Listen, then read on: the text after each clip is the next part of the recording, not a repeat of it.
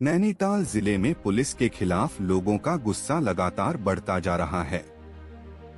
आज वरिष्ठ भाजपा नेता और हिंदूवादी नेता विपिन पांडे के खिलाफ हुई मुकदमे की कार्रवाई को लेकर मुखानी थाने का घेराव किया गया। विपिन पांडे का कहना है कि उनके ऊपर पुलिस ने द्वेष भावना से मुकदमा दर्ज किया है। पुलिस के खिलाफ प्रदर्शन में वह व्यक्ति भी शामिल था जिसके नाम से मुकदमा दर्ज हुआ था। विपिन पांडे का दावा है कि उनके पास घटना का स्पष्ट सीसीटीवी फुटेज मौजूद है और शिकायतकर्ता भी उनके साथ है। इसके बावजूद पुलिस मुकदमा रद्द नहीं कर रही है। विपिन पांडे ने आरोप लगाया कि पुलिस जानबूझकर उन्हें फंसाने में संलिप्त है।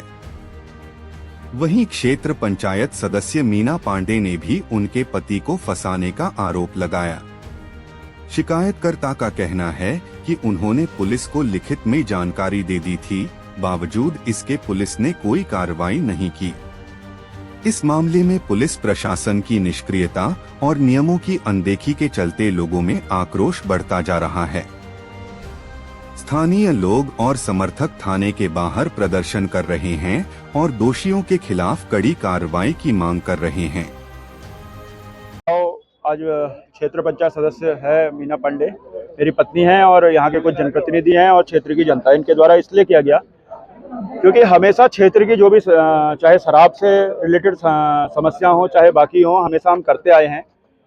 उसके बदले में पुलिस द्वारा जो द्वेषपूर्ण रवैया विपिन पांडे के साथ यानी कि मेरे साथ अपनाया जा रहा है, जिसमें झूठे मुकदमे लगाकर मुझे घर बैठाने, मेरे राजनीतिक हत्या और यहाँ तक ऐसा ना हो कि कोई और बड़ी साजिश नैनीताल एसएसपी द्वारा रची जा रही हो, तो इन सब चीज़ों के लिए आज थाना मुखानी का घेराव किया गया और उसमें 72 घंटे का समय सभी जनप्रतिनिधि और हमने दिया है कि 72 घंटे में हमें इस चीज़ का न्याय चाहिए। जिस व्यक्ति ने झूठी एफआईआर करवाई है, जिस व्यक्ति ने झूठी एफआईआर जिस अधिकारी ने की है, उन लोगों पर हमें कार्रवाई चाहिए, क्योंकि सीसीटीवी फुटेज, फोटो, सारी चीज़ हमने डीजीपी महोदय को भेज दिया है और उसका माध्यम बने हैं सीओ सिटी हल्द्वानी।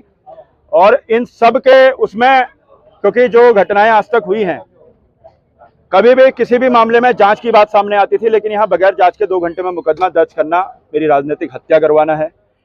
वो ये चाहते हैं कि विपिन पांडे घर बैठ जाए, ये है। और मेरे एक कजिन ब्रदर का मर्डर रामला ग्राउंड में कटघरिया कमलवा गाजा में हुआ था। उनके जितने भी लोग हैं, चाहे उनका भाई है चाहे उनके भतीजे हैं, वो लोग मुझसे रंजिश रखते हैं, क्योंकि मैं पीड़ित परिवार के साथ था, उमेश नैनवाल के परिवार के साथ था। ये मैं लगातार इनसे कहते आया हूं, पहले भी कहते रहा हूं कि वो लोग मुझसे रंजिश रखते हैं और कभी भी कोई भी घटना मेरे साथ करवा सकते हैं।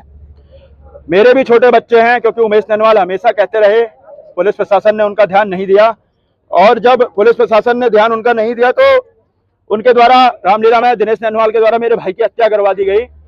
और अब उसके जितने रिश्तेदार हैं, चाहे नवीन चंद नैनवाल हैं, चाहे गणेश चंद नैनवाल हैं, चाहे हिमांशु नैनवाल हैं, ये लोग मेरे प्रति इतना द्वेष रखते हैं कि कहीं भी अगर मेरा छोटा सा भी कोई केस होता है, कहीं पे मेरे कोई धरना प्रदर्शन हो, किसी आदमी को कुछ हो जाए, तो सबके सब वहां पहुंचकर यहाँ भी चेक करवाइएगा, कोई ना कोई यहाँ भी आया होगा मुखानी थाने में, यहाँ के सीसीटीवी भी चेक करवाएंगे तो आए होंगे। उनका एम है विपिन पांडे को किसी झूठे मुकदमे में फंसाना या नैनीताल पुलिस के साथ मिलकर उसकी हत्या करवाना।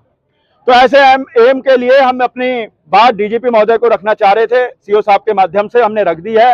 72 घंटे का समय हमने उनको दिया है। 72 घंटे में अगर उसका निष्कर्ष निकलता है ठीक है, नहीं निकलता है तो मैं अपने परिवार के साथ एसएसपी महोदय के यहाँ बैठूंगा और मुझे किसी भी हद तक जाना पड़े, क्योंकि जब सब चीज होनी है तो फिर अपने हिसाब से हो, इस सोच के साथ मैं किसी भी हद तक जाने के लिए तैयार हूँ।